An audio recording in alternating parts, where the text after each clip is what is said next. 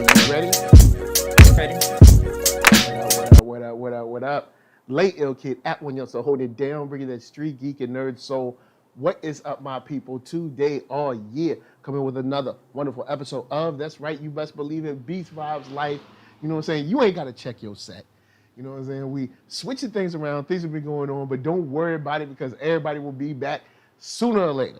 All right, so before we get started, big shout out to Anwar Highsign, you know what I'm saying? Got fleece in stores right now. Shouts out to PL Parker Lewis. He got that Help the Bear out in them streets. And of course, Arckatron. He got, I don't know if we can announce anything from Arcatron, so I'll just say he got, you know what I'm saying? He got things going on. He got an album in stores. You check it out. You know what I'm saying? That's right. Space Bridge. Check it out. Now, over here, I have, well, actually, if you watch the show, you've seen her a few times, either on the Rent Party or on Dope Folks or something like that. And we talked some hip hop before. Shouts out to Takia Marie. What's up? What's up, everybody? How you doing? What up? You know what I'm saying? We did a Dope Folks episode. We got into some hip hop for a little while. And I was like, yo, I was like, what you doing Wednesday? Because we got some time to get into some stuff. Yeah. So real quick, so people get an idea of your hip hop, you know what I'm saying, your flavor. What did you grow up listening to? I grew up listening to early 90s hip hop. Nas, Biggie, Pac, AZ. Shouts to AZ. Bahamadia. Yo, we just covered that. Which is like taking it real back. Yo, Bahamadia had some beats on that album. Man, she had some beats on that joint. When people talk about women in hip hop and they don't mention Bahamadia's lyricism, like I feel like she never got like that real recognition. I think if you lived in Philly and if you were kind of ahead, you know what I'm saying? You might have, but if you listen to her, she definitely had some beats on that joint. Because I remember when it came out, I copped it off of the strength of the Three the Hard Way video. So yeah. I copped it and I was like, yo, man, she got some dope beats on here. So every now and then we'll go back and listen to something that's turned 25 or whatever. And I think Collage just turned 25 or something like that or whatever. So we went back, listened to it, and I was like, yo, you know what? There are some songs that I cut now just because, you know, time is different. But yo, them beats still rolling, and she's still killing it on a couple of them tracks. So like in general, I'd still recommend it. Like it sneaks up on you because you're like, oh man, Bahamadia, all I saw was this little single. I don't know. And then when you're like, yo, a good like 70% of these beats are like straight up on point. Like there's a couple in there where it's just like, well, it don't really hit me, but she got some bangers. I think you go back to a lot of albums from back then, they were too long. And maybe it's my adult brain now where you just don't have the time. You know what I mean? But listen, if I see an 18-track album now, I have a heart attack. I'm like, when? How am I supposed to find the time? Because you know a lot of it is going to be filler. That's why it's like, yo, what you should do is make your 18-track album, shelve it for like a week or two, come back, listen to that joint. And anything that doesn't hit you off top, cut it. Yep. You know what I'm saying? Yep. Shouts to Spence Andretti. Shouts to Shot by Nolan. Nice to see y'all in the chat. So you know, we got some topics to kick today. You know, I know you said you had a couple topics. I'll let you roll first because you brought up two things that I heard of in passing but didn't get into. So I'll let you break it down for me. What's going down? So one of them, since I'm from Virginia, was the T.I. Tiny situation. Oh boy. Where, and I was just reading about it honestly today, like the whole overarching situation where there's like 30 women that came out and accused T.I. of sexual assault and all kinds of stuff, rape even, and Yeah, I'm sorry, kidnapping this them is and kind of starting off with kind keeping of them a in the heavy house and topic. won't let them go nowhere and stuff. And Yeah, and Tiny was in on it, and and I think there was one woman who came out and kind of like that's what kind of kicked the whole thing off. She yeah. used to work for them back in the day. But I'm just like, I mean, this is to be real with you, T.I. is a dude that now, we found out is trying to run his daughter's vagina. Like, Well, not, and it's tough. It's tough because I've always been on the fence with that issue. Because when I was younger, my mom told me when to go, where to go, how to be, blah blah blah, and she was all up in the doctor's office when I was there. You know what I'm saying? So it's like, that's why I'm on the fence because I'm like, well, my mom kind of did the same thing. She was all up in my business, like she was in the doctor's office, like, what's going on? You know what I'm saying? So on one hand, I'm like, huh? How old were you? This is when I was like, I don't know, like a teenager, like I don't know, 14, 15, 16, 17, whatever. Isn't his daughter like 19, 20, somewhere around there? 20, early 20? The story he was talking about was when she was a minor, but everybody threw it on like it was like today. It was like so, but then I do understand times have changed. You know what I'm saying? I was 15, 23 years ago or something like that. So I understand, mamas might not be doing that now. I know my mama was all, so I do understand times have changed. Do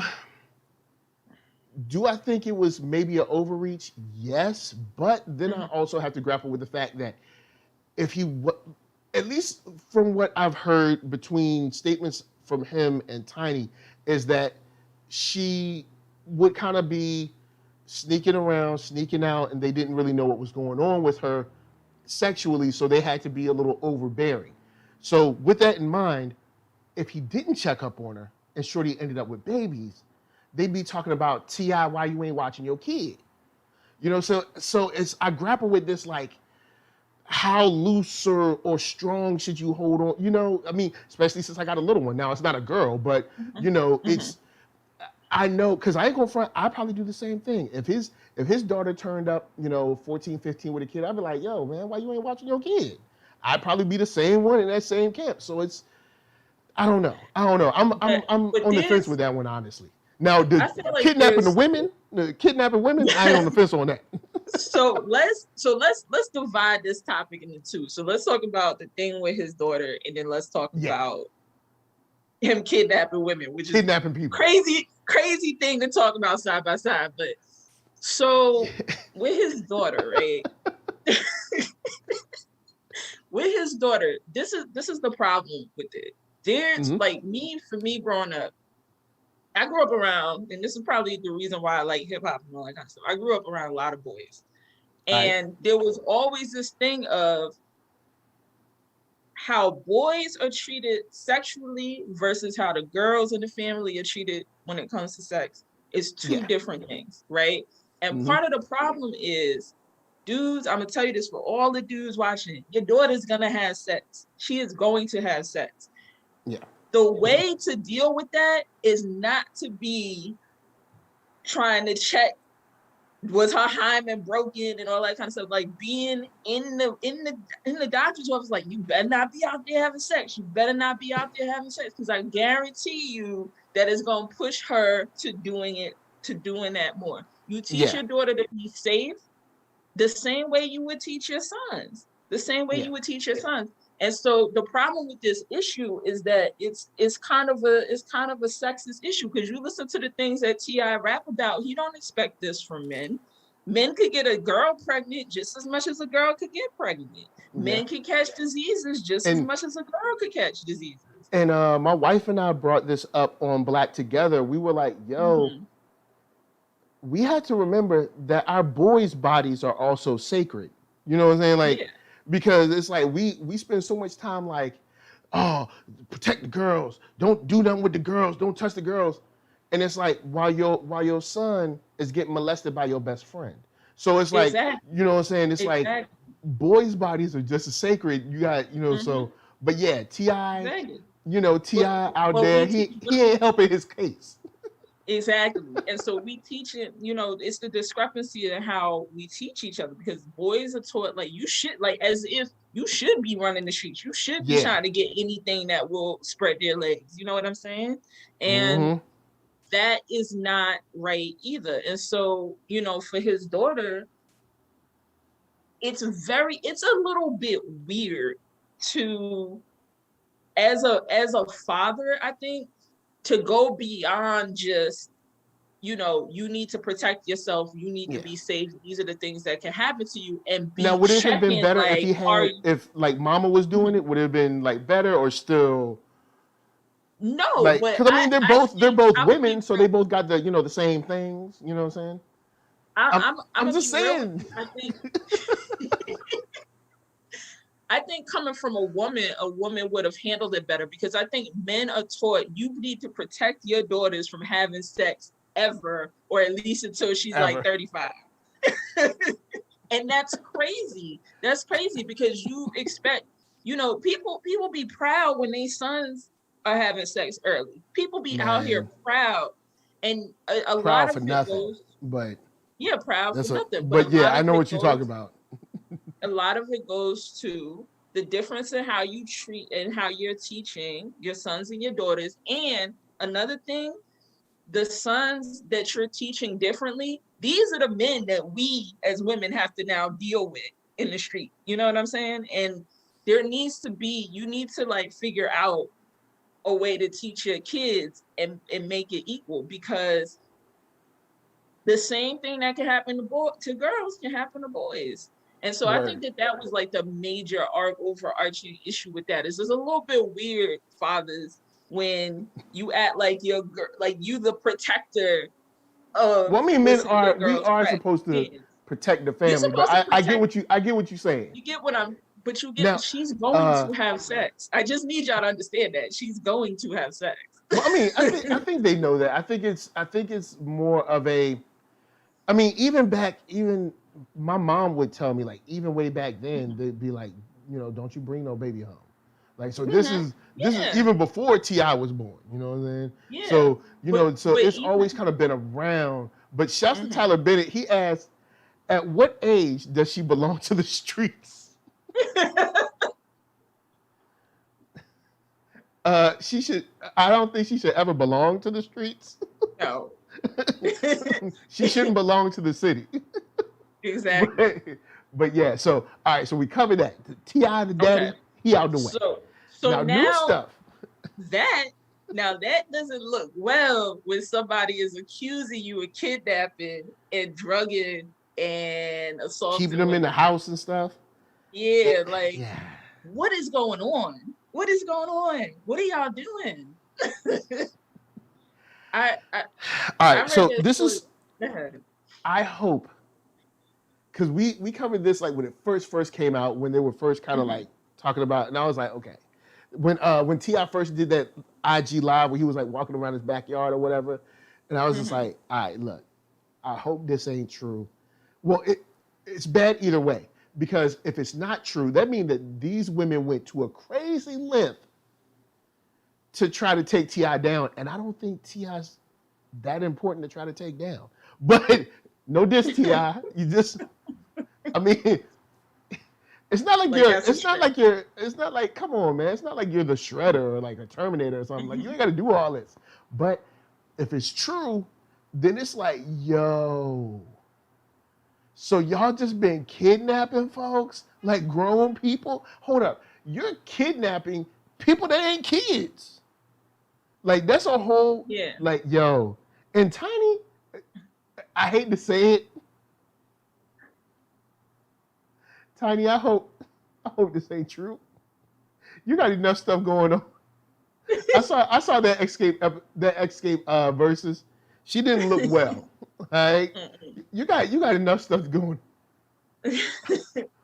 I just this is one of those things though that, because on the surface of it, it sounds so outrageous that I'm pretty sure there are gonna be people who are like, that can't even be true because it sounds so ridiculous. And We thought it was yet, crazy with R. Kelly too. exactly, but yeah, and yet this kind of stuff happens all the time, and people hide behind the fact that it just sounds so outrageous. Remember the black dude that they cut up the song where it was like dead giveaway? Remember that white girl had been in that dude's basement for like 13 years?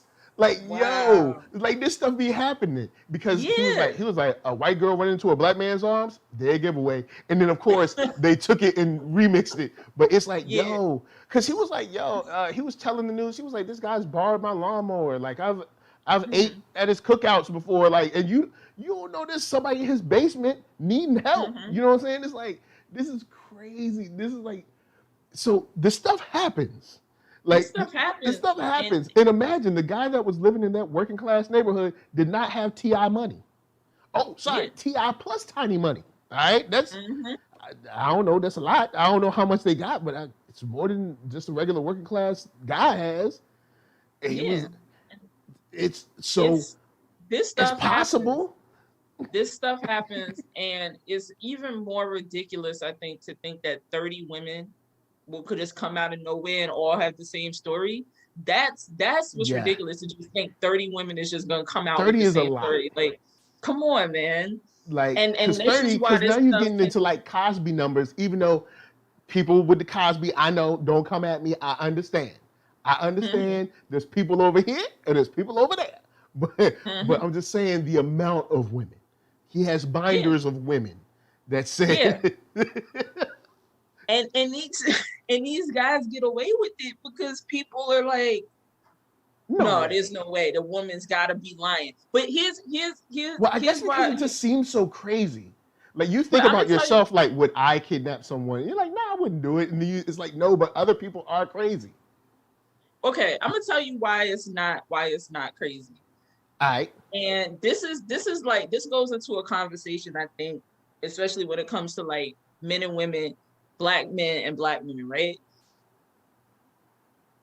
We know the reason why T.I. has the attitude that he did about his daughter. We know that women be out here walking in the streets and guys be acting wild out there. They act wild. Now, this may not be, if you're not this kind of man, I'm not talking to you. Yeah.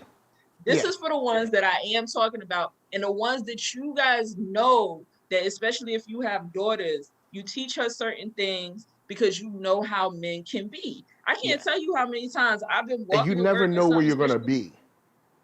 When I was when I was, where I was living in a city, and many times that I've walked down the street, and if I see a group of guys up here, it's automatically a problem. I already know it's gonna be a problem. And guys following you and stuff like that. Yeah, it is not far-fetched in my mind to go from a dude following you because you don't want to talk to him to kidnapping your ass and sticking you in a basement somewhere. It's not crazy. It was there was something that Lisa and I were watching. What were we watching with it was what was that show, like Atlanta Women or whatever, where they brought some dudes back to the pool house or whatever, and the dude hit one of the girls. Housewives of Atlanta, right? This episode of Housewives of Atlanta. I don't know what episode because I just walked in, it was on, but they went to like Florida or something like that, like Miami or somewhere. They went somewhere out of town, and they had this pool house or whatever, and they brought some guys back to the pool house. They did not know these men. Now, these are grown women. And I'm watching this show saying, you don't know them. But, so they bring the men home. And then there's one guy where one of the girls is like always snipping at him and whatever, like making little jokes. And he gets mad, because of course they're drinking too. So now you're drinking and now y'all messing with each other, like, kind of going back and forth, being catty or whatever. And he hits one of the girls. Now, of course, this is a TV show. They got security. Security got involved. But my question is, what if there won't security? You don't know these men. You got to be very careful. Now, if it's a dude like me, I'm not hitting the girl. I would have just bounced. I would be like, look, I'm tired of this stuff. I would have left. But I can't guarantee you that every dude ain't crazy. All right? No. Just like when you see, I saw there's been 2 videos that have came out this year where a woman has ran over, at least reportedly, her ex-boyfriend. Mm-hmm. She was crazy, but did Mm-hmm. you know she was crazy? So take time to know someone before you get, because things get crazy. If security wasn't there, and what was it? We were talking about, they were older women, that had, Mm-hmm. a little more sense about them or whatever. But this happens all the time. What if these were some young girls on their high school graduation trip? Or some Mm-hmm. girls, like they're in college or whatever, where they're still young, and you know what I'm saying, they bring home more than 2 guys. Because it was what, 2 guys? Is it like 2 guys? Or what? Say they bring home 4 or 5. You know what I'm saying? It's just a general, and I know it seems like you're telling me I can't have fun, but it's like, yo, this situation could go left fast, because it did. Even on TV, like dude snapped and hit, I don't know their names, so he hit one of them, and then security comes in, they got the guys out and everything. But if security wasn't in, that could have, who knows what could have happened. You know what I'm saying? You're absolutely right that we need to protect ourselves as women, but also men need to just stop doing this kind of shit. You might hear me curse a lot on this topic. Like, yeah. No, I'm not saying that, like, mm-hmm. like criminals should be out criminaling, but I'm Mm-hmm. also saying, like, you can't stop stupid. You know what I'm saying? You can try to slow it down, but there's always going to be some criminals, some knuckleheads. There's always going to be whatever. And I can't see everything. I don't know everyone. So I have to prepare you, meaning, like, if it's like my daughter or my son, I have to prepare you Mm-hmm. to look for things. So if you see something, bounce. Or if you see something, you know what I'm saying? Because this is coming from someone who's been chilling and kicking it, Mm-hmm. and then be like, hold up, this car is stolen? And there were drugs in the car. So, but this is coming from where you just hanging out and you're just chilling, just having a good time. Mm-hmm. After the football game. Hold up, this car is stolen? Because we all black. Mm-hmm. This car is stolen. So things will roll up on you fast. And it's not, I think a lot of times it comes off as us excusing the bad behavior of men. It's not me excusing the bad behavior of men. It's me saying, I can't change men, and I know I can't. So since I know I can't change men, and I know there's fools out there, watch your back. But you can change men. But see, that's weird. No, I'm gonna tell you. You really think that? Let me explain. Before you hit me with that face, let me explain. Really? Let me explain. Y'all, I'm gonna tell you this. You ever wonder why this seems to be so common? You never wonder why this seems to be so common and what some of these men are being taught. Like, boys don't start out like this. Boys don't start out being predators and all that. No. Women like that. But when men are taught one thing and you're teaching your daughters another thing, if you're a person that has a son and a daughter, right? Mm-hmm. Look at the son that you're raising and imagine this person being an adult, what you are putting out in the street and what women have to deal with. Because the fact that it's so common means that y'all teaching wrong. Some of y'all are teaching wrong. And so therefore you can change men. You can change men. Some of y'all, and I've seen it happen. A woman will be in the street just minding her business, and a bunch of dudes yelling at her, catcalling, all this stuff, harassing her. Not all these men around who talk all this big game, right? Don't say nothing. Don't stop it. You seen your boys do it and didn't say nothing.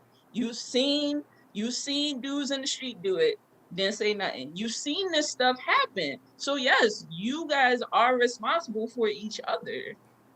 And so we're talking about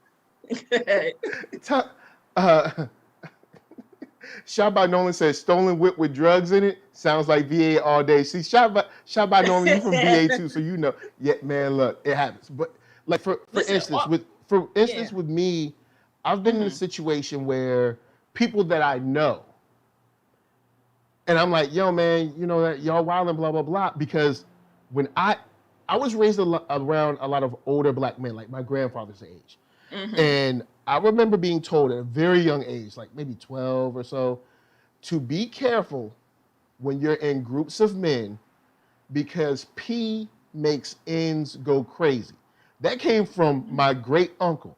He told me, and I have seen it. I've been like, why y'all, what? Now, for me, I cut all those dudes out my circle long ago. But whenever you try to say something, oh, here you go, you trying to preach, they ain't hearing it. They're not. Trust me. Yeah. They're not hearing it. They be like, here you trying to preach, oh, you better than people. But they ain't hearing it. Now, of course, with the youth, you know what I'm saying, we got to kick the truth to the young black youth. I get you on that. But I'm talking about like current men now. Yeah, they ain't trying to hear it. They definitely men. They ain't listening. They ain't gonna listen to me, at least. Yeah. maybe if like Drake or Jay-Z said something, but they ain't listening to me.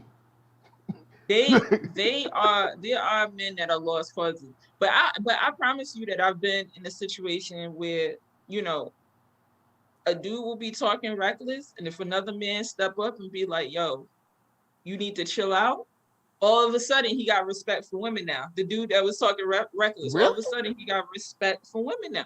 I walked out I walked out of I'll tell you what. I walked out of my apartment one time and some dude was walking by, stopped at the gate and started saying some wild stuff until my husband walked out. Then all of a sudden, he had more respect for my husband than he had for me in that situation. And this is what I'm talking about. Like, and you might not be able to change everybody. I'm not saying saying that you need to start a service where you need to reform all of these dudes. Because that's how it comes off. That's how it comes off sometimes where it's like, yo, trust me, dudes ain't listening to me. They grown. One of my friends said, you can't make grown people do right. And I'm like, it's true. They grown. But you know what you can do? I mean, you can be like, yo, man, right stop. Now. They be like, you got a son right now. You could put a boy in the world that grows up to be the type of man that won't do that. No, but sometimes that's it's one, but I'm not telling you change the world overnight. I'm telling y'all, you know, be responsible for each other. Because you know what? I've seen you talk about this too. Kind of the tension between black men and black women that happens sometimes. This is where it starts. A lot of it starts right here. A lot of it starts right here. And a lot of that healing that needs to happen has to start individually. Like it needs to start with every person.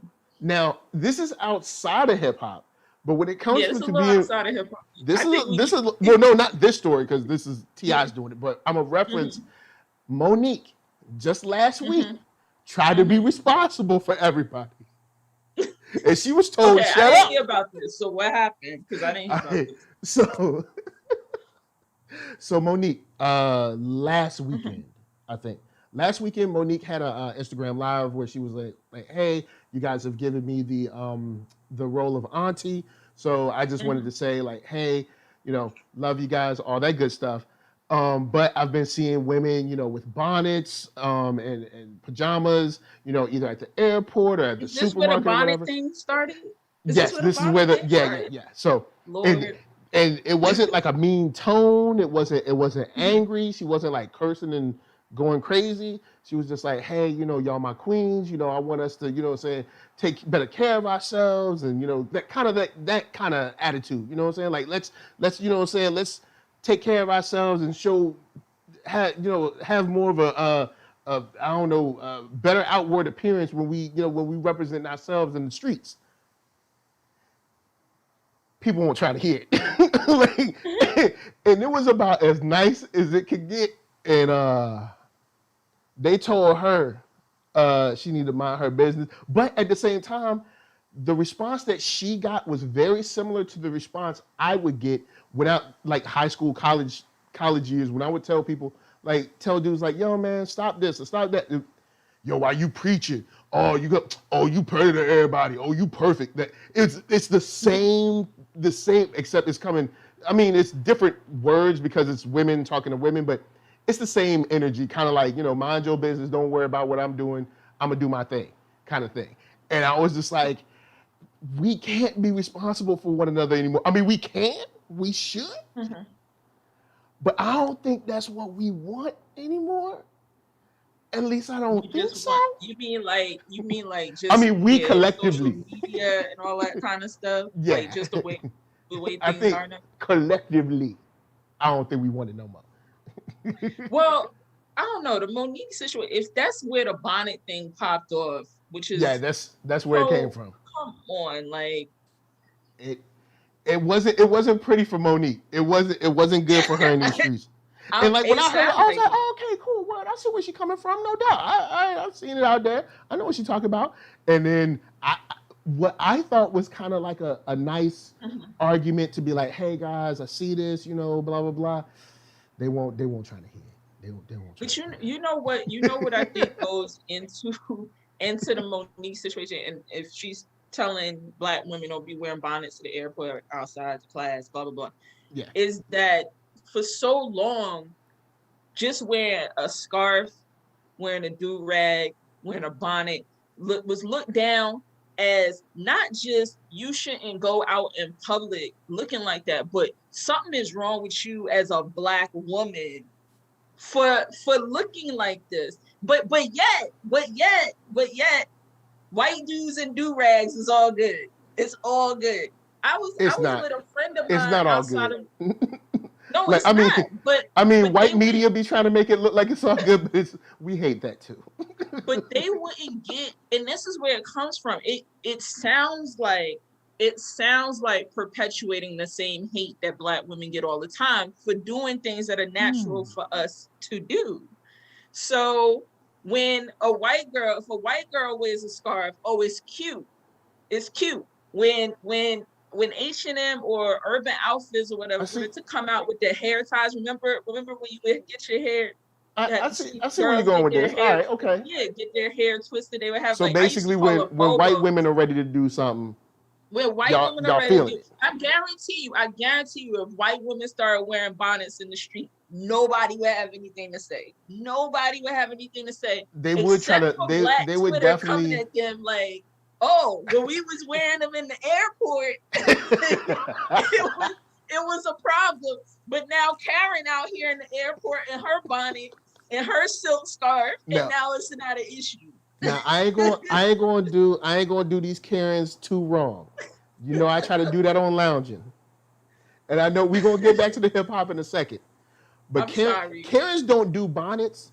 But if you go into Walmart, Karens be doing everything but bonnets. Like Karens be like Karens do not be caring about their attire.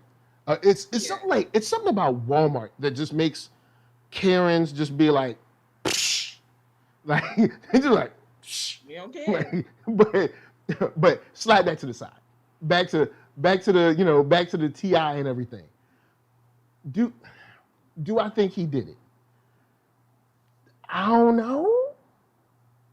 I mean, we'll see. Isn't this supposed to be an investigation? 30 women are making this up. I don't think there's any way 30 women. Maybe they're trying to take him down, man. Is T.I. trying to buy NBC? Is T.I. trying to buy NBC? Nah. Oh no! Oh, here we go. So all right, because I heard he said this too. The trying to bring the Black man down thing. Oh my goodness, that's what he said. That's what he said. Okay, all right. Ain't nobody trying to bring you down, T.I. Well, I mean, it's T.I. It's. I mean, okay. How come he don't have a word for this? You know how he always got. He always got. He always be having his word of the day. What's the word for this? Maybe like this. What's the 18-syllable word for this? Yo, look, all right, here. All right. T.I., bring it in. I know you watch Beast Vibes Life every Wednesday or when we make it. We missed last week, but every week, you know what I'm saying? T.I., I hope you didn't do it, you know what I'm saying? Because if you did it, you know what I'm saying, I'm gonna have to stop listening to all the T.I. music that I never listened to. All right.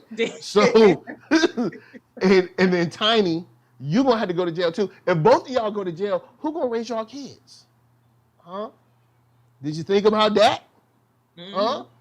But if they didn't, that means that 30 women conspired to take down T.I. for some strange reason. Man, look. Who is feeling that strongly that 30 women who wants to stop T.I.? So who wants to stop T.I.? What is T.I.? Is T.I. doing things? Like chat, Tyler Bennett says if the glove don't fit, you must have quit. But guys in the chat, let me know, everybody who's watching, let me know if T.I. is doing some really big things. And maybe they just trying to stop him. Like, oh man. He said, because T.I. said something about COINTELPRO, and I was like, you are not COINTELPRO level, dude. You are not COINTELPRO. T.I. said COINTELPRO. That's what he said. All right, T.I., hold up. All right, hold up, T.I. Hold up. Okay, you know when a black man has to wash his face, you know it's trouble, because when a black man got to be like, all right, okay, so I'm gonna go pro-black, then we're gonna go to the next topic. COINTELPRO is not worrying about you, T.I. Remember when everything was popping in ATL and you was talking about telling people to go home? COINTELPRO don't care about that. They happy you told black people to go home. Now, if you told black people stay in them streets, put your black fist up, set something on fire, don't nobody care about CNN, they ain't raising our babies, then maybe it'd be some COINTELPRO. Dude, ain't none of your music. There is nothing, T.I., look, there is nothing about anything that I can think about in my history of knowing about you or your music that says, yo, man, the FBI want to stop him. You know what I'm saying? They going, he kicking too much of the truth. You know what I'm saying? They're going to want to take him out. Yo, I'm scared for his safety. No. Just no. Don't ever bring up COINTELPRO again. You are not. Wow. He said COINTELPRO. He said COINTELPRO. He did drop that one album. I'm trying to think of the name of it. That came out like maybe 2016. Oh, when he was trying to get deep? Yeah, and actually, there were tracks on that album that I liked. But it wasn't COINTELPRO level. It wasn't and then plus you got the dude standing right beside him that made the song called Burn on the Pledge 3, talking about go home, you need to organize. It's like, dude, no, we organize. That's why we in the street. Exactly. We're like, look, Killer Mike, T.I., just ain't nobody. Y'all are not as big a threat as y'all might think to white supremacy. And the thing is, even with Killer Mike, I like Killer Mike. I like him in general. I mean, I don't agree with everything that he says, but in general, I like him. But I was not feeling when he was on some y'all need to go home. And I was like, people are not trying to hear that right now, man. People are not trying to hear that. I will say this, 2020 was the year of the exposing of black celebrity. Because every black celebrity came out trying, and black people was just like, nah, and hopefully black people realize they are celebrities. We live different lives. They are insulated from this. They're not worried about, they're generally worried about white supremacy, but the money that they have, it insulates them to a certain degree. Like it's a certain degree. When you have a driver, you're probably not going to get pulled over because you have a driver. You know, when you're flying on private jets or you're flying first class, you're not going to have issues in the airport. You're not going to have to worry about riding the train and the transit cops messing with you. You're not going to. It's just those things aren't going to happen. Like the general stuff that regular black people have to worry about, you're not caught in the rat race. None of these people are like, man, how am I gonna make next month's bills? Like it's not happening. Yeah. It's just, just thank you, but no, the most revolutionary thing that you guys could do as far as your celebrity is using your voice and or money, and you're not using either. So since you're not using either, just we're cool. Yeah, we're cool. Killer Mike, I do genuinely think he cares. You know what I'm saying? Like, I think in Atlanta, at least I've read about it, things that he's done, businesses that he started. I know he's starting that bank. I know he's got the barbershop. I know there's some other businesses that he's investing in down there. Like, he be low-key trying. Yeah, I think so. But I agree with you that there is a wall separating us, and that wall is called money. Yeah. And that's why it's like, you ain't, you know what I'm saying? It's, you just, but come on. I will put this, I believe, if you said COINTELPRO between Killer Mike and T.I., I think they would be going after Killer Mike more than I believe they would go after T.I. definitely Killer Mike more than T.I. So, definitely. I don't know, T.I., whatever, man. Look, T.I., look, man. He's retiring. Hey, protect your neck, man, because I'm going to tell you like this. If it's true, you ain't Harvey Weinstein. I'm just saying, you're going to go to jail for real. You keep on messing around with these rich white folks, thinking you're going to do what they do. That's all I'm saying. But moving on to some good news. Yeah. You know what I'm saying? Yeah. Meg Thee Stallion. Matter of fact, you threw me the story. What you got on Meg? Meg, you know what I'm saying? So I saw that she was doing a scholarship with Rock Nation School of Music, which I didn't even know like she was involved with, you know, all of that stuff. Like, I didn't know that she was. I think they do it at LIU. I didn't even know any of that, and I was like, all right. And she's like tenured or something. So ooh. I just thought that was a little tidbit. And the Freddie Gibbs thing was, I thought it was pretty dope that he's doing a movie that's gonna film at Cannes. That's and right. He said you he know was what I'm studying Sam Jackson. I never seen. Has he been in anything? This is his first movie, right? Is it? This might be his. This might be his first joint. Yeah, but you know what I'm saying? Shouts out. So see, there's two people doing their thing. You know what I'm saying? You got scholarships, you got movies. You know what I'm saying? Mm-hmm. Tyler Bennett said you seen Freddie at the comedy club. Oh man, Freddie Gibbs though. Freddie Gibbs is one of the funniest. He is funny. Man, when he was going back and forth with DJ Academics, ooh, that was tough. But see, Freddie Gibbs, you know what I'm saying, down with the Kings, going to premiere at Cannes. So that's going to be dope. Mm-hmm. You know what I'm saying? Y'all going to be chilling. Now, here's one that I thought was interesting. Well, now, you know what? There's a lead in. You got some Timbaland info, some Timbaland news. You know what I'm saying? Yeah. Let's get into Timbo. So I didn't see all of the verses, but apparently at some point Swizz came at Justin Timberlake and was basically saying that he appropriates Black music and he doesn't give Black creators the recognition that he should be giving them. And so Timbaland, like maybe like a week or so ago, they were talking. I don't know if they were on IG Live or something like that, but Timbaland was like, you kind of came hard at Justin Timberlake.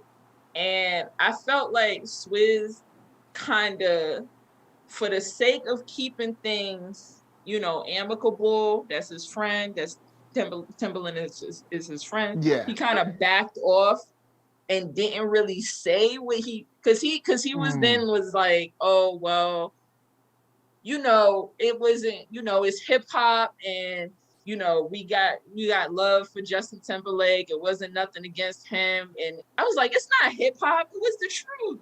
It was the truth. Yeah. Justin Timberlake. I had this debate with a friend of mine because we was talking about Justin Timberlake and they like Justin Timberlake. So we was talking about it and I said, and he tried to say like Justin Timberlake is a good artist. I said, I don't have a problem with him as an artist in the sense that does he make can he make a hit? Sure.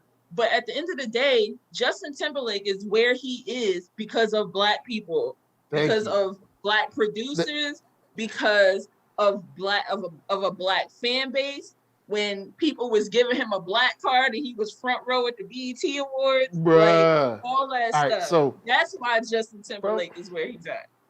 From someone who generally likes Justin Timberlake music, I have the first 3 of his albums somewhere like iTunes or something, whatever they are.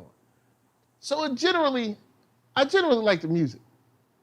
But what I like about the music, it's not Justin Timberlake. He got beats from Timbaland and Pharrell, man. He got beats from the Neptunes. Come on, you know good.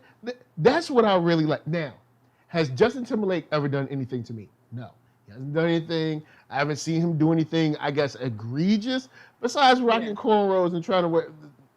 Yeah. But let us not front. JT.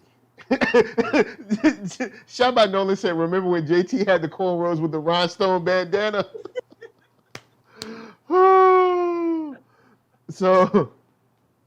So, like, let's not front like Justin Timberlake hasn't been trying to make or making black music since, like, you know, Mickey Mouse Club. You know what I'm saying?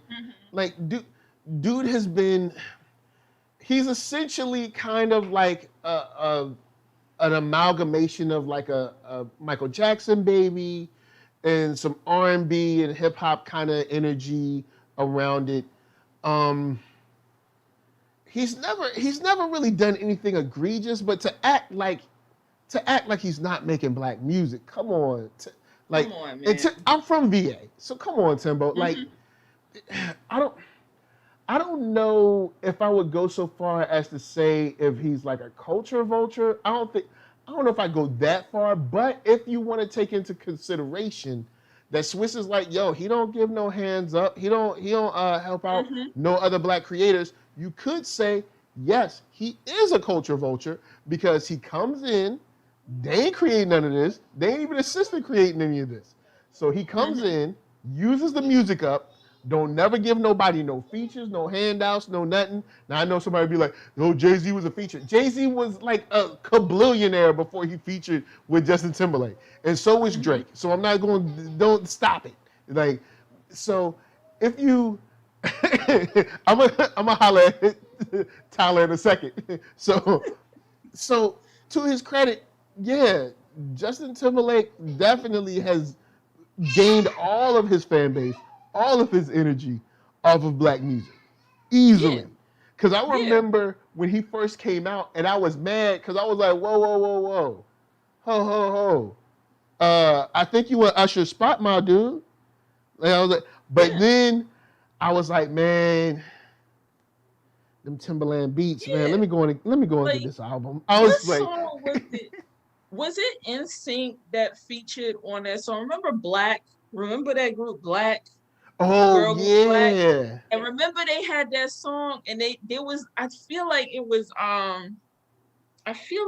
NSYNC on that song. I wanna look at it just. I remember they had another joint that Justin Timberlake wrote, where it was like a real, it was a joint that Nelly was on it, and Pharrell, it was like something like, are you my girlfriend? Do you want to be my girlfriend? Or something like that. And Nelly was on it, Pharrell did the beat, or Neptunes did the beat, and NSYNC was on it. But it was essentially like Justin Timberlake's like coming out party, like, yo, look, hey, black people, can I roll? And black people were like, yeah, well, I guess. You know what I'm saying? Like we weren't enthusiastic, but we were just like, all right, like, you haven't done anything crazy yet, so I guess so. But shouts to Tyler Bennett.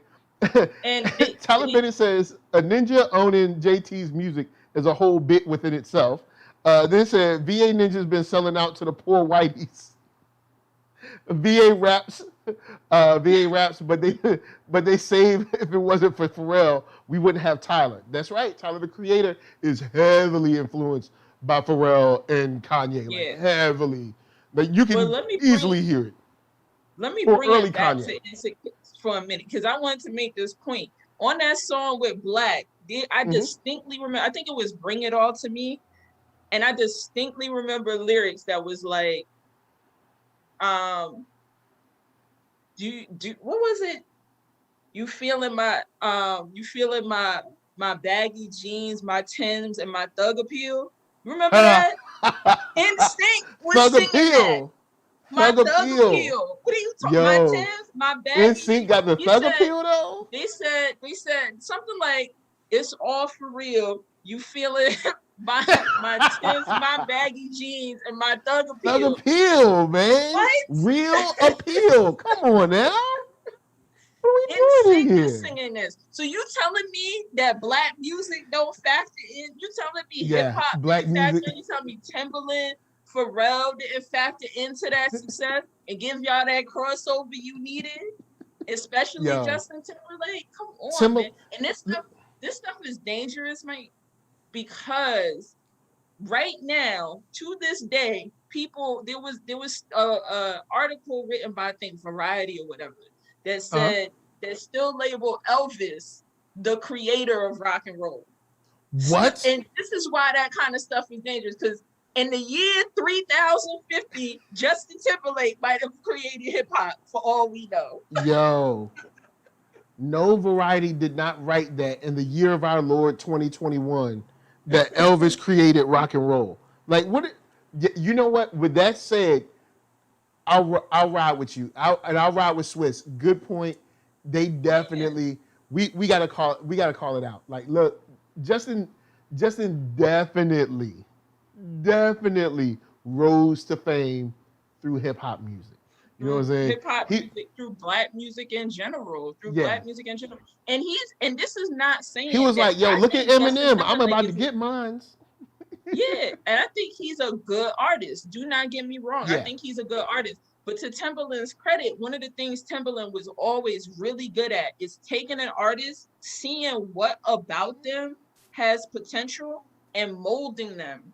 And without him, you can't tell me Justin Timberlake would be Justin Timberlake the way he is today. Not at all.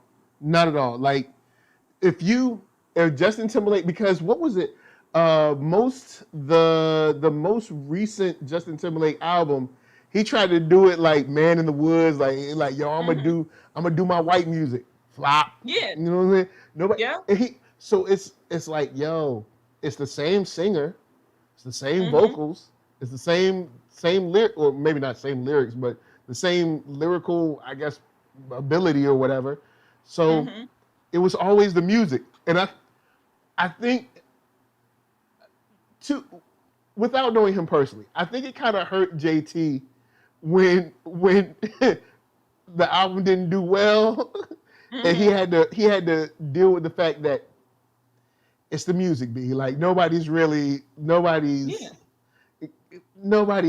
the music. It's Timbaland and the Neptunes. That's what it is. You need to give credit where it's due. And the other thing is, people not gonna let that Janet Jackson thing go. It's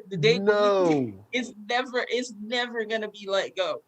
Well, because people gonna remember that for years to come. The way it went down was mad funny style, because like when it first happened, you thought, oh, this is something they planned. And then like shortly after the game, you were like, oh no, this wasn't planned. And then of course there's the wardrobe malfunction part or whatever. But Janet was they kind of made it seem like it was her fault. Like, she was like, yo, I'm gonna do this. And it's like, yo, she didn't even pull her own clothes like JT did. Like, it was if we go by what they said, it was a genuine wardrobe malfunction. So why is Janet made fun of, or Janet like kind of like, I don't know, maybe blackballed isn't the term. She kind of was. I mean, she's too rich to be blackballed now. I mean, she's Janet. But I mean, they definitely threw salt on her name. You know what I'm saying? It affected her career, because after that, her next few albums didn't do as well as what she was doing before that whole situation. Like, it really did affect her career. And it wasn't just down to Janet can't change with the times. Janet is known for changing with the times. That's what she does. Janet got mad dope albums. So it's not that, it's that, I guess I don't know, media decided that they wanted to throw the moral hammer on her. Because I do remember early on, there were a lot of pundits like, oh, you know, children are watching. I'm like, oh, please. Oh, please. Even though it was on Fox, I there, think. there is an argument to be made that children are watching something depending on what it is. But this is the Super Bowl. So the whole show is an all ages kind of show, and it's already taken into consideration. So if things had gone how they normally would have gone, nothing would have happened. So the argument of there's kids there makes it seem like she was trying to do it. Like Janet was like in the green room, like, oh, wait till they see this. Yeah. Like, you know, it's exactly. like, no, that's not how it went down. That's not what happened. And Justin Timberlake took no He kind of rode that out like to stardom. Yeah. Like, because he made jokes about it on SNL. He made jokes about it somewhere else. I think it was in an interview where he kind of like made like a tongue-in-cheek joke about it. But he, you know, he wasn't really affected or fazed at all. Like nobody was like, Justin hurt my children's eyes. All of a sudden, people got all these moral boundaries. Man, like, yo, if people had the morals they pretend to have, man, America be a dope country. I'm telling you. Exactly. And Lady Lisa comes through. She said cheerleaders got on low-cut tops, high-cut shorts, but kids are watching it when it comes to Janet. Okay, y'all. It's true. Exactly. Them cheerleaders, they be wearing some very, you know, very skimpy outerwear. You know what I'm saying? And don't nobody say nothing. Ain't nobody tripping on the cheerleaders doing anything. You know what I'm saying? So anyway. I don't even care. Like, but if you're gonna make that argument, then make it for everybody. You know, and Justin Timberlake, he just kind of like disappeared and just like his career was fine. He went on to continue to make Black music and capitalize on it. And he might not see it that way, but as a white dude that exists in a genre of music, that is started and crafted by Black people, you have to understand your position within that, and you need to give credit where it's due. And also back to that part about him not showing shine. There's a good point in the fact that someone with his platform has an awesome opportunity to bring someone up that might be like kind of like bubbling on the low, but they're not big, and do a like a duet with them, or do a collab with them, or let them get a spot in an interlude or anything. And it's like, nope, mine. And even once he started, because if you break this down, once he started the coverage of him, as opposed to say like Usher, Chris Brown. Now I know Chris Brown, something else with that, but those types, meaning like Usher, Chris Brown, Jason Derulo, Omarion, any of the kind of like singy, dancey guys. You know what I'm saying? Like what I would consider like pre-club music. You know what I'm saying? Like like I'm on the way to the club, so I want to feel jiggy for a minute. You know what I'm saying? But I want to feel good. You know what I'm saying? A little bit litty. You know what I'm saying? Just a little bit. I'm not at the club yet, but I want to get pre-club. You know what I'm saying? Putting on your smell good. You went and saw the oil man on the street, got a little something. You know what I'm saying? but anyway, hey, the coverage and the push behind his music, as opposed to, of course, his Black contemporaries, is a lot different. And it's not like Usher stopped making music. And some would contend that Usher's My Way, 8701, and Confessions is better than anything that Justin's ever put out, which I would agree. But if you look at the coverage, you wouldn't think so. No. Because due to having a white guy up front, they're immediately going to get more press and this, that, and the third. So Swizz, we here on that one, Swizz. We here. Yeah. But I know Timbo, your boy. I know why he retracted. I know why he pulled back. But Swizz, I'm gonna need you to tell that bit of truth and leave that truth out there because it's needed. It's definitely needed because that truth is gonna matter in the history books in years to come. It's gonna Justin matter Timberlake could be Elvis right now. When my little guy is 16, he's like, "Hey, Dad," and I'm like, "What's up?" He's like, "What was it like when Justin Timberlake made hip hop?" What? Exactly. You were alive then, right? Tyler Bennett said, "Can I donate my Usher bucks? Do y'all take that?" Nah, we only take official Republic credits. Oh man, put it on the blockchain Harvard. So, all right, so with that, you know what I'm saying? You know Timbaland, Swizzy, they got verses. Oh yeah. So Hip Hop DX reports that Bow Wow has to remind his fans the beef with Soulja Boy is all fun and games. They say Bow Wow put out a tweet saying, "Please get this clear. Soulja is my brother for life. Is he?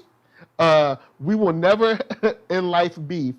This is fun and games. I see fans like, oh man, here they go. That's my dog, and that's why we bag on each other the way we do. You guys have nothing to worry about because you know they're gonna be getting their verses on."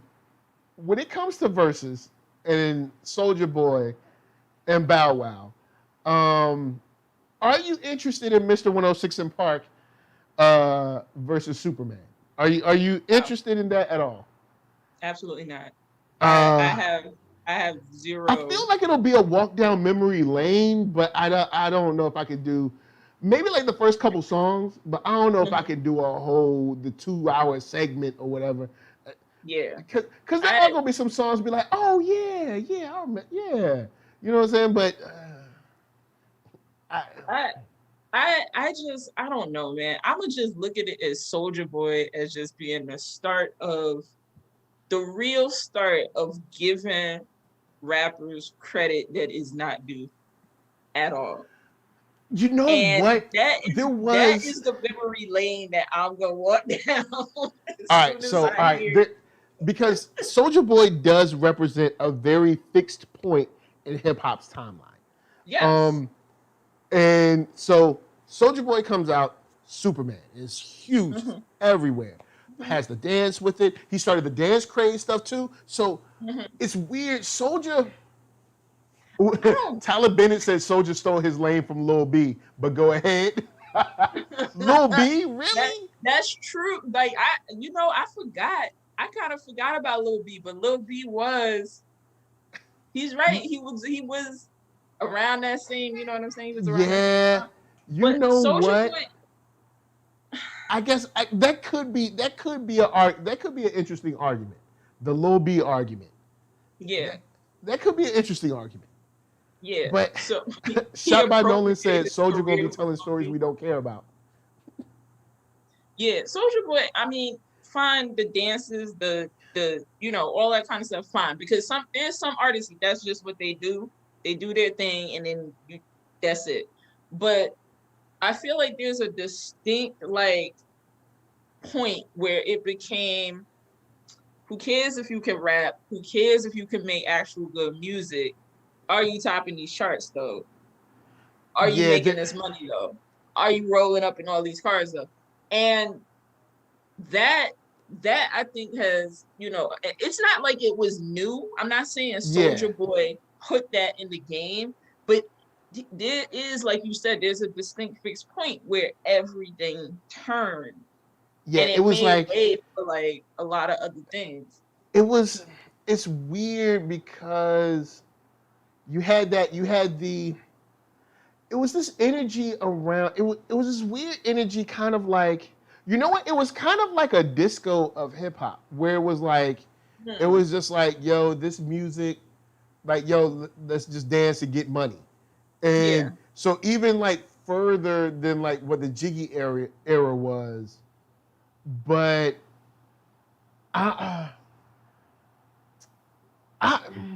it's weird because I know there's a lane, because I remember watching Rap City one time and being like, sooner or later hip hop just gonna be beats and a chorus, and then I'm like, it happened. So and it happened.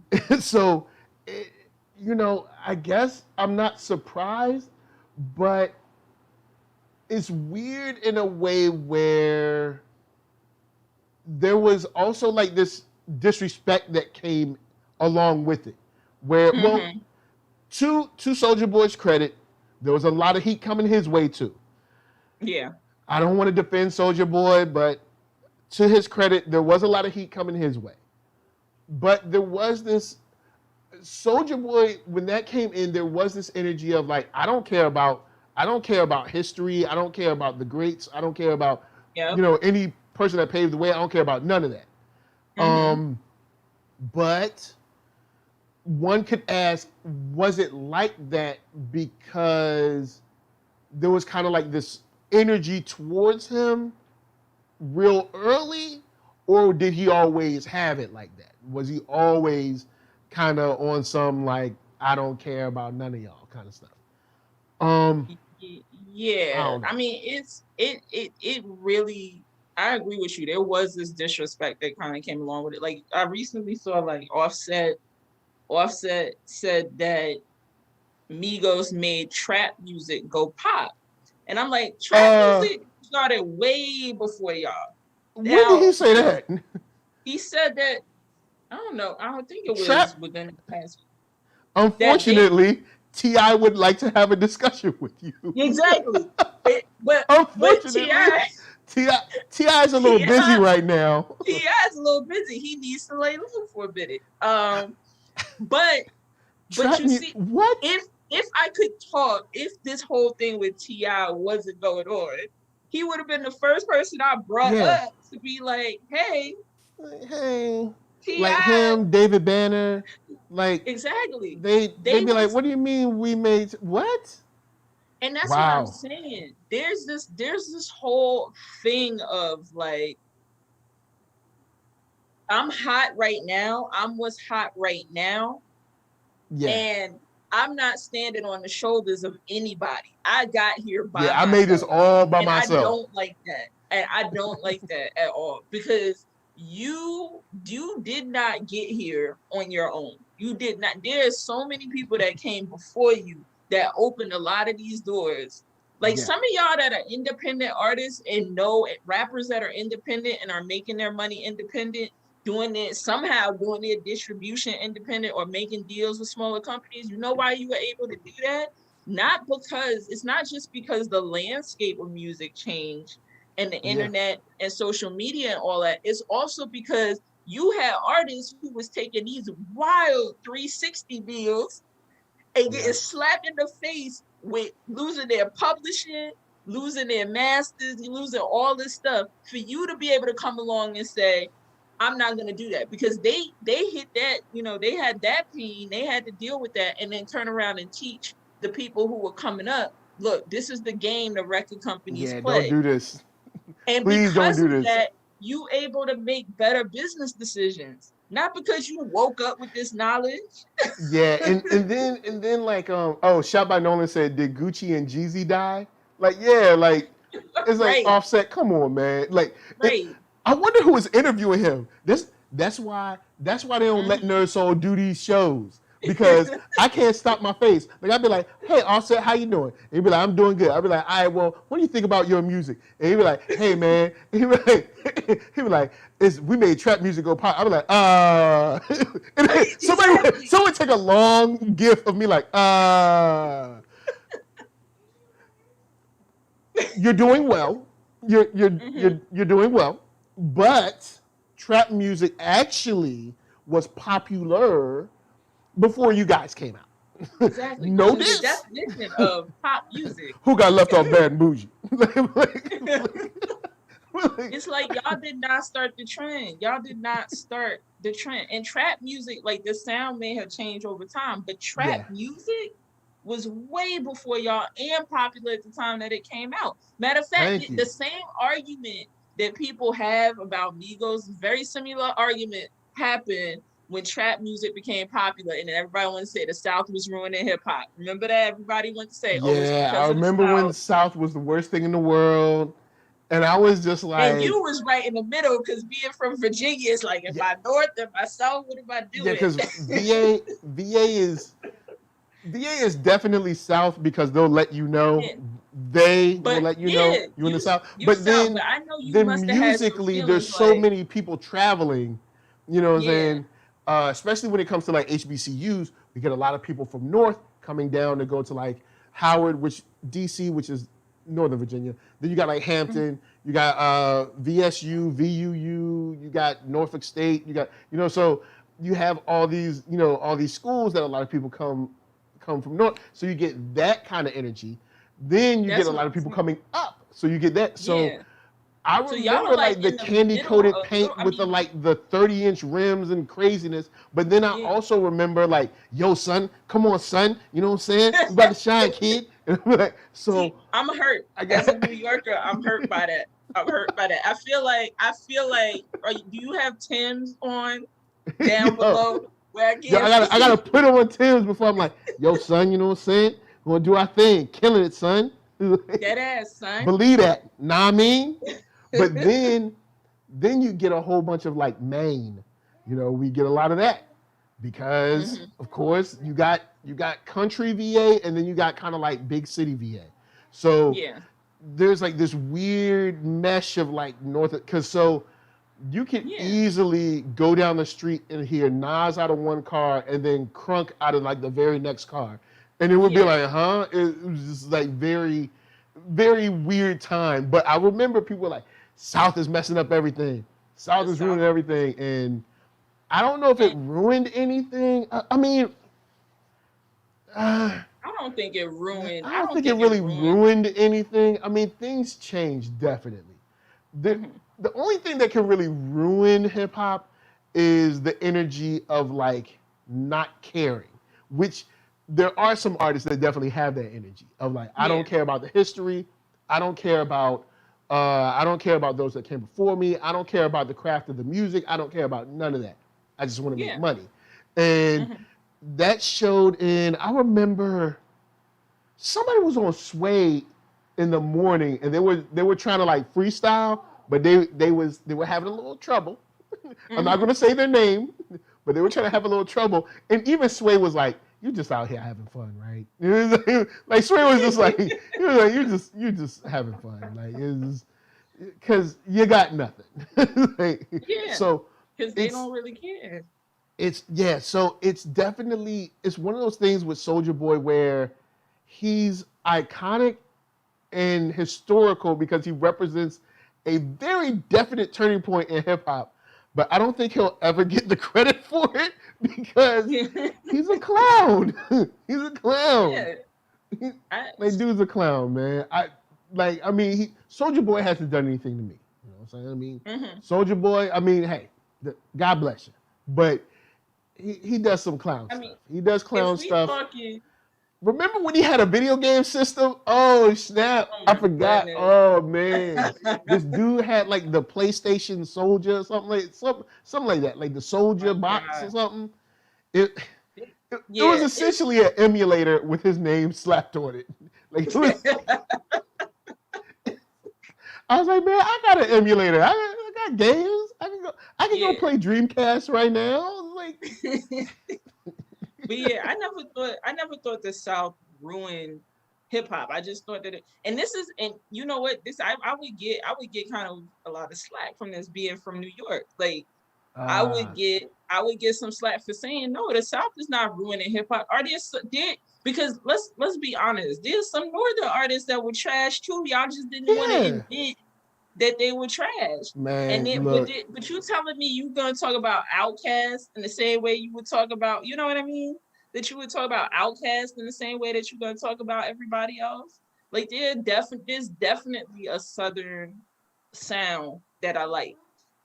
But there's gonna be trash no matter where you from. When Chicago was on for a little while, when they was doing drill and all that kind of stuff, they were on for a while. You're gonna find great music there. You're gonna find trash there. The Midwest was putting out some dope stuff for a minute and was on, and then that disappeared. People were saying then drill music is killing it. So you know. Yeah, And I mean, even though drill isn't my type of thing, but no, I mean, it's not my kind of music either. I'm not particularly mad at it, but I mean, No. it's definitely not. It ain't for me. You know what I'm saying? I think it's what you do, whatever genre of music it is, it's what you do with it. You know, you could argue in California, like Snoop sound, the whole Dr. Dre sound actually came from the Midwest, but it got popular. It got popular in California, but that's the style that they took. An from argument the that G-Funk actually came from the Midwest. G-Funk, if you go look up the history of G-Funk, G-Funk actually originated in the Midwest, but got popularized in California. Wow, so that would be. So you could argue a whole. At the end of the day, what are you putting out? Is it good or not? Do you care about the craft of what you're making or not? Yeah, that's or you. It. So with this one, guys, I'm probably not going to tune in. I might just to be like, oh, I remember that song, but you know, those 106 and Park days, just kind of leave them where they are. I'm not. Maybe I'll watch it. Maybe, you know what I'm saying. I know Bow Wow, he watches the show, and I know Bow Wow is gonna be like, "Yo, man, you gotta watch this." So I'm be like, "I understand. I'll check it out." So, guys, I know we've been on for a long time. We got one thing left. All right. Just because she's crazy. Azalea Banks sends mega shots at Nicki Minaj and Meg Thee Stallion, but no bars. It says Kyle Eustace, yeah, all right, writes, Azalea Banks has a solid reputation for speaking whatever words come to her mind, no matter how outrageous, weird, or cruel they are. In the wee hours of Wednesday, June 9th, Banks apparently stumbled across a tweet comparing her to a contemporary version of Nicki Minaj. Banks, who's taken issue with Nicki multiple times in the past, quickly fired back and roasted the self-proclaimed queen of rap for having an alleged drug problem and collaborating with former government star witness 6ix9ine, amongst other things. Quoting, saying, oh, here we go. Some things I might have to change, guys. Would much rather be SSRI free and unhinged than fat and tolerable with a Percocet addiction.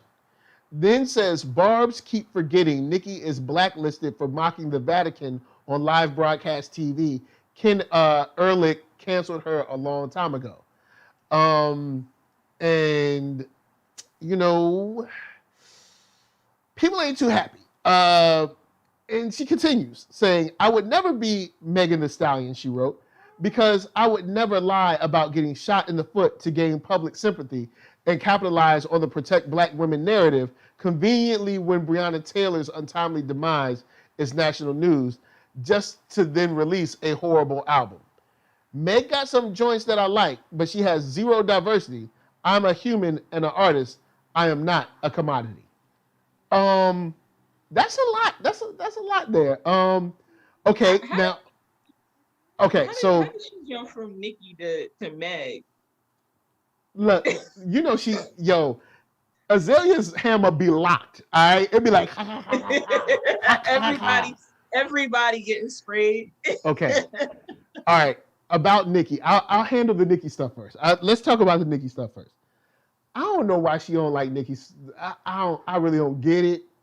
But I don't know. She says Nicki does have some issues, you know, and I don't know if I would consider her fat. You know what I'm saying? I mean, maybe I don't know where that came from. I wouldn't consider her fat, but Azalea is a very thin-framed woman. So compared to Azalea Banks, you know what I'm saying? Nicki is fat, I guess, but I wouldn't call her like fat. You know what I'm saying? Like, I mean, if Nicki was like my size, like hefty, like a hefty brother, you know what I'm saying? Or well, I guess a hefty sister, then that'd be different. You know what I'm saying? But Nicki's just, I don't know, she's bigger than Azalea, but she ain't big. She's not like big, like, you know, like she ain't like Rosie O'Donnell big. All right? And look, Rosie, hey, all y'all Rosie fans, I'm just saying, I'm using an example. All All right, you got to use an example somewhere. You know what I'm saying? But Meg, we've covered it on the show. Mm-hmm. There's definitely something funny about that bullet. All right, them bullets or that shot, that foot, there is something funny about that situation. We ain't never figured it out. I don't know if we got to put Sherlock Holmes on the case. I don't know, but that case has been funny because we ain't figured out nothing. Like, we've had like 2 albums talking about it. Don't nobody know nothing. There's been I guess witness statements to the police. We ain't seen nothing. We ain't heard. But apparently somebody got shot in the foot.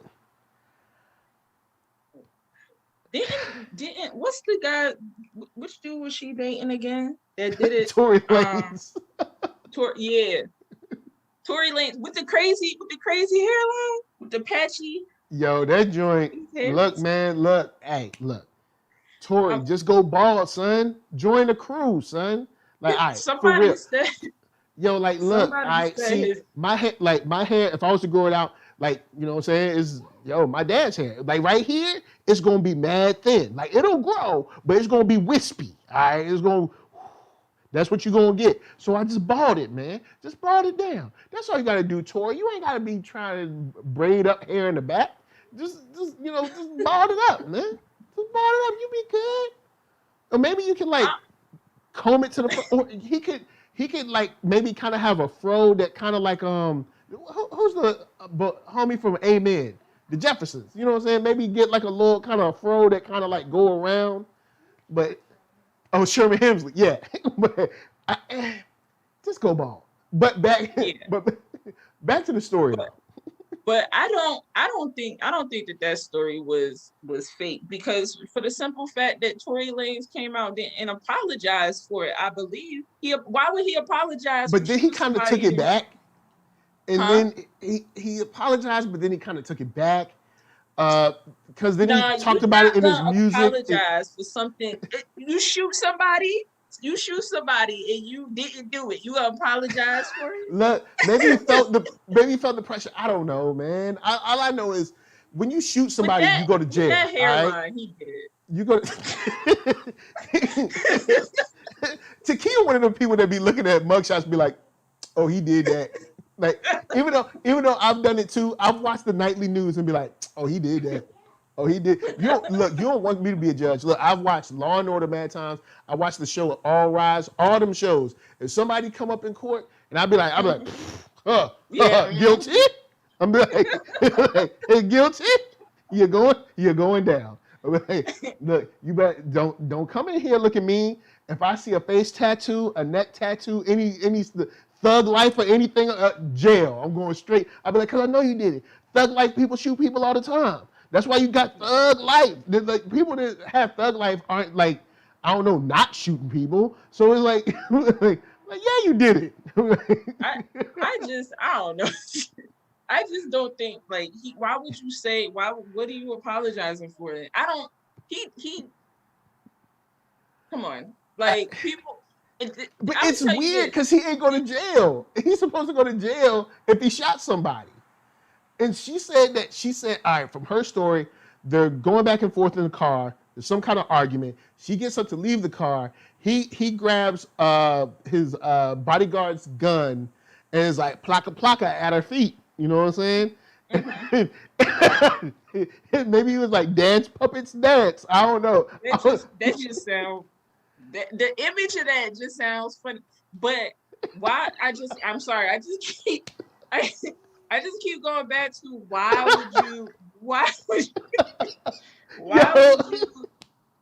would you say you did? Like, why would you apologize? If I shot somebody and I didn't do it, I'm not gonna apologize and make myself look guilty for shooting somebody. I feel like what messed it up is Meg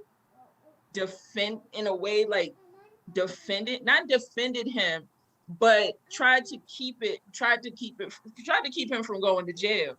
And yeah, like what? I'm not even gonna blame her on that. But when I did read about that, I was like, don't protect this dude. Yeah, he shot you. People that shoot people him. are supposed to go to jail. That's like, cause she was like, if I called the police, it would have been bad. You know how police are, and I'm like, no, I get that, part, but you could have reported him like the day after, or maybe 30 minutes later. Like you were in the hospital. You could have reported him later. You didn't have to have the cops come to him when he had a gun. You could have reported it later. The people that are shooting people are supposed to be in jail. The issue is that there are many brothers and sisters in jail that should not be. This one that shot you is supposed to be in jail. I mean, unless he didn't shoot you, then he shouldn't be in jail, and that means you lied about getting your foot shot. But I don't know. I need the proof. I want to see the bullet. Where's the bullet? Where's the smoking gun? I think the proof is in, I'm sorry I shot you. Guys, if y'all can find it, there's a video of Tory Lanez freestyling on Sway, I think. And then they show under the table and they show like little legs dangling. It's like that funny. It's like, it's not right. Tory Lanez isn't that short. I don't know how short he is, but he's not that short. But the way he shot it, they got like little baby legs up under the table. It's hilarious.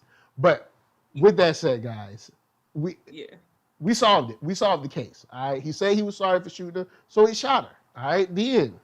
Case closed. Yeah. All right. So Azalea Banks being like, she's capitalizing. She's not capitalizing on anything. And it's kind of like this knee-jerk reaction to not believe the Black woman. There's kind of this knee-jerk reaction to not believe the Black woman. And Azalea Banks, she been on the receiving end of that at times. She's been somebody shot Azalea feet? No. Oh. I mean, when she felt like she was legitimate. Oh my gosh. I thought somebody shot her feet too. I was like, dang. If somebody just going out shooting pinky toes with his Harlem Nights. Yeah.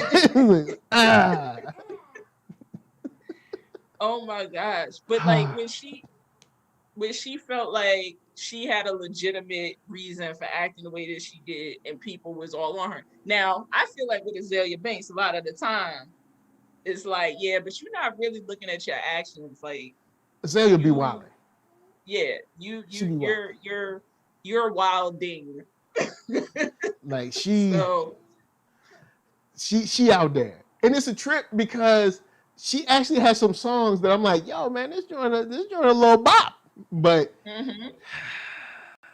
I don't know what it is, but for her to say that Megan was making it up and trying to capitalize on the Protect Black Women movement, and then the other problem I had with what she said was she said it like the Protect Black Women movement is a problem. That is not a problem. That's a response to something that was not happening before. So it's like, look, man. Hey, we'll never know. I just want a case and a jury, and you're guilty or you're not guilty. That's because the dude shot somebody, right? It's mad high profile. It's mad inflammatory. It's all over the news, and then it just disappears like nobody got shot. Like he told you he did it. Right? If I come to your house and steal your car, right? You don't know I stole it. But I show up at your house and say, I'm sorry for stealing your car. And then later say, oops, I didn't do it. Which one of those stories you gonna believe? I don't know, man. Maybe you didn't do your it. Car is missing. You know I came to your house and said I stole it. Yeah. Now, to Megan's credit, or to people's credit about Black women, people believed Meg. At first, they did. When it got like a week or two out and there won't no arrest and everybody was quiet, like, hold up. Because we know when someone shoots somebody, there's police engagement. So we're like, hold up. How y'all able to shoot people and not go to jail? Who you think you are, Dick Cheney? Like what is this? So that's when people started asking questions. It was like, hold up, something ain't right. Because we know when you shoot somebody, the police show up, they take, evidence, and they dust for prints, and then someone goes to jail. All right? That's how it's supposed to work. Well, Tory Lanez, no, he's not a U.S. citizen, is he? Is he? Ain't he a Canadian or Canadian? I think he might be What are Canadians? Are Canadians Canadites? Canadians? Canadians? Yeah. Look. If he's a Canadian, maybe that's why. Because he probably fled the country, and it was like, yo, we can't do nothing. He fled. So maybe that's it. You know what I'm saying? He a fugitive from justice. He is Canadian. See, he might be a fugitive from justice. Boom. Solve the case. Now all we got to do is get Batman to go to Canada, take him, get him back to America, and put him on the steps of the police precinct, and everything's all good. Boom. Somehow that might have been worked out behind the scenes. You never know. Yep, they might have been like, look, Tori, look, we know you shot somebody, but my kid really loves your album. Can you know what I'm saying? Can you sign something? He'd be like, all right, and they'd be like, cool, you good. Don't worry about this bullet. Don't even worry about that. You know what I'm saying? He like Michael Jackson in the Smooth Criminal video, just passing the burner off to somebody else, like, you know what I'm saying? Pass it off, and then, you know, everything's all cool. You know what I'm saying? No fingerprints. Yeah. You know? There you go. So with that said, guys, we have exhausted, exemplified, and exorcised the demons. All right, this episode was a journey, wasn't it? Yeah, but it was a good journey. We had some good stories to tell, had some great stuff to get into, and you know we solved 2 cases. T.I., COINTELPRO, it's not about you. 2, 30 women is a whole lot of women, so you got some explaining to do. And then also, Tory Lanez did it. He said he was sorry, so he did it. That's 3 cases in what, like an hour and 30 minutes? Yo, this 3 cases. Yo, look, you need to look, I'm telling you, all I need is a pipe and one of those hats. We good, son. We good. So, next time you have a mystery that needs solving, make sure you have me back on the show. Yep, because we gonna slam dunk this. So before we get out, Takia, tell people where they can find you. So you can find me at Takia Marie on any social media, on Twitter and Instagram, and mostly Instagram. Mostly Instagram. And TakiaMarie.com is my website, and you can check out my work, prints, all that kind of stuff. What up? And I will throw her IG in the chat right now so you guys can see it. And shout out to the chat. We had Tyler Bennett and his crazy self. We had Kid at Heart. We had Shot by Nolan. I think we had Alan Lewis, but I'm not sure. Of course, Spence Andretti. That might be it. Had Lady Lisa stop in for a second, so that's good. So if I missed your name, it's not on purpose. Also, shout out to the Cash Appers, Patreon supporters, and the Super Chatters, all y'all people. You know what I'm saying? Look, we accept anything. You know what I'm saying? We like the kind of money it jingles. We would rather kind of folds because we trying to build this, y'all. Trying to build this. This week we got coming, you know, we talk about Loki. We'll probably get into some lounging, talking about crazy stuff that's going on. We got sports. Guilty Gear Strive comes out, so I will be playing that. What's up? Basketball. Basketball? I like to play games. All right, cool. It's dope. What else? What else you got? Rent party? Yeah, rent party. That's right. The rent party is coming Juneteenth. Takia will be on it, so don't sleep. And Black Panther. Black Panther. And Spider-Man. Spider-Man. And that was dope. Crazy Black dope. Panther. Yo. It was dope. It was crazy. Yeah, that was Black great. Star Collectibles. It's an awesome store. It's Black Star and Miles. Mm-hmm. And Peter Parker eating pizza. That's right. Peter Parker be eating pizza. So y'all know the deal. And Miles is okay. Mm-hmm. And broke the car. That you better believe it. So there it is. So of course, NERD, SOUL, Facebook, Instagram, Twitter, all them places. Hit that thumbs up if you like what you see. Hit that thumbs down if you don't. Hit that thumbs down. You know what's going to happen. You're going to get shot in your foot. All right. You don't want that. All right? It's not going to be a big bullet though. It's going to be a little bullet, just a little. You know what I'm saying? Like, it's not going to be like you'll be an outpatient surgery. No problem. Probably it's like cool. Mm-hmm. It's Peter Parker eating pizza. Mm-hmm. Breaking the car. Uh-huh. Okay. He broke the car? Yeah. All right, now check this. Do we got P.L. Parker Lewis? Peter Parker Lewis. All right, what about Anwar Highsign? Anwar Highsign's got me. And Arckatron? Arcka. All right, so we're going to leave y'all with PL Parker Lewis and Arckatron. From us to you, we're just saying peace. Anwar Highsign. Yeah. Anwar Highsign. We already said that. But you got to show them the woo. Wu-Tang. See, that's right, y'all. Wu-Tang is for the children. Anyway, y'all, we out. Peace. Oh, man. I'm the man, yes, sir, that killed the bear barehanded so the people won't forget it. Getting money before I was legal to drink. I care what a broke nigga think. Just like the pack of Lewiz. Look, everything I do so cold. I can do this, both eyes closed. Too sharp, I stay on my toes. About that guap boy, anything goes. Help the bear if we outside. Help the bear if we outside. Still tipping, baby, nothing changed. I'm still grinding over here, yeah. Still sliding through my own lane. Shorty, nothing funny over here. Dallas rain everywhere around me. Dream to get money. Made it through the storm, living sunny. Dreams came true, now we eating. I got more dreams to chase, gotta reach them. Trying to put a team together like the Hunger Games. Everybody grind together, we all came from under.